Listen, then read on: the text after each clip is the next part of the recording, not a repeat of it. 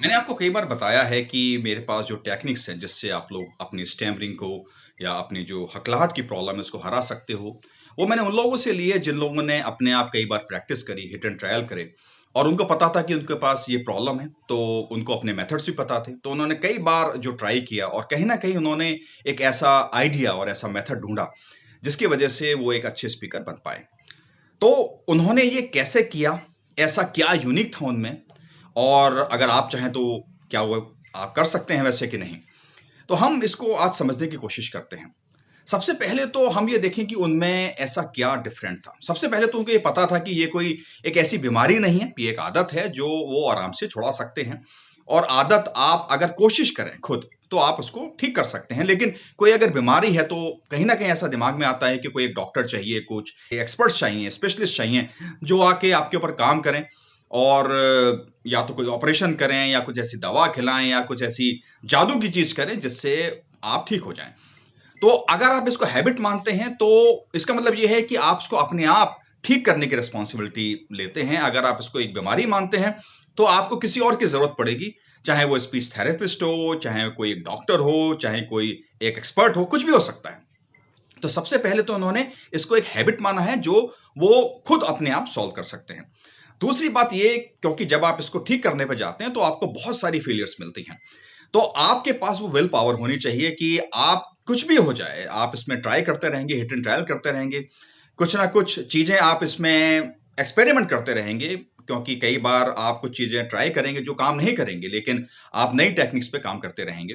तो जो ये लोग थे, इन लोगों ने लगातार इस पे हिट एंड ट्रायल करते रहे और इनको ये चिंता नहीं थी कि कितना समय लगेगा, कितनी मेहनत लगेगी, कितनी फेलियर्स मिलेंगी।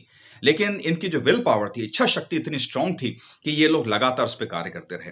तो ये दूसरी बात थी जो बहुत इम्पोर्टेंट है और इसके बिना किसी इस कार्य को कंप्लीट होना बहुत मुश्किल है। और तीसरी बात ये थी कि वो लगातार फीडबैक लेते रहे कि उन्होंने कोई एक टेक्निक को एक्सपेरिमेंट किया, उन्होंने देखा कि कोई एक टेक्निक कार्य करती है कि नहीं और फिर ये देखा कि कहाँ प्रॉब्लम्स आ रही हैं, तो उसको छोटा-सा मॉडिफाई किया और फिर से इन लोगों ने इसको फिर से इसको एक्सपेरिमेंट किया, उसको फिर से ट्राई किया। और आप ये देखेंगे कि जब आप इतने एक्सपेरिमेंट्स करते हैं, इतनी प्रैक्टिस करते हैं, तो आप में वो कॉन्फिडेंस आना शुरू हो जाता है और कहीं न कहीं आपकी जो स्पीकिंग है, वो कहीं न कहीं बेहतर होनी शुरू हो जाती है। आपको ये बात पता है कि ये एक सिंपली सी एंग्ज़ायटी है, जो कहीं न कहीं वो शब्दों की थोड़ा-सा साइकोलॉजिकल एक फ़ियर आ जाता है, कुछ घबराहट आ जाती है, जो आपके सबकॉन्शियस माइंड में कहीं बैठी हुई है। हमें उस सबकॉन्शियस माइंड में जो वो घबराहट बैठी है, जो एंग्ज़ायटी जिसकी वज़ह से आती है, हमें उसको हटाना है। उसको ये बिलीव दिलाना है कि नहीं, हम एक अच्छे स्पीकर हैं और हमें इन शब्दों से प्रॉब्लम नहीं है।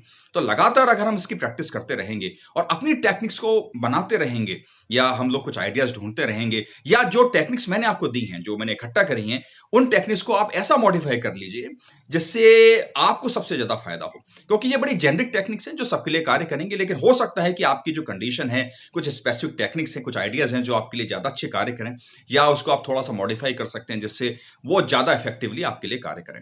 तो ये भी पॉसिबल है कि आप कुछ ना कुछ नई टेक्निक्स ऐसी आइडेंटिफ़ाई कर सकें, जो आप हमें बता सकें और जो हम लोग यहाँ पब्लिश कर सकें, जिससे और लोगों को फ़ायदा हो। लगातार इन सब चीज़ों के ऊपर कार्य करते रहिए। आप नई-नई टेक्निक्स को ढूँढते रहिए, कहीं न कहीं किसी न किसी ने इन सब के ऊपर कार्य करा होगा, उसको मॉडिफ़ाई करें और आप ये देखेंगे कि आप तो एक बहुत अच्छे एक साइंटिस्ट टाइप बन जाएँगे और आप उस आइडियाज़ से और लोगों की भी हेल्प कर पाएँगे और अपने आप को तो बहुत अच्छा आप स्पीकर बना ही पाएँगे। तो ये एक आदत है और आपकी जो विल पावर है और जो आपकी लगातार जो प्रैक्टिस है, वो आपकी हेल्प करेगी उन आइडियाज़ को ढूँढने में जिससे आप कंप्लीट ठीक हो सकते हैं।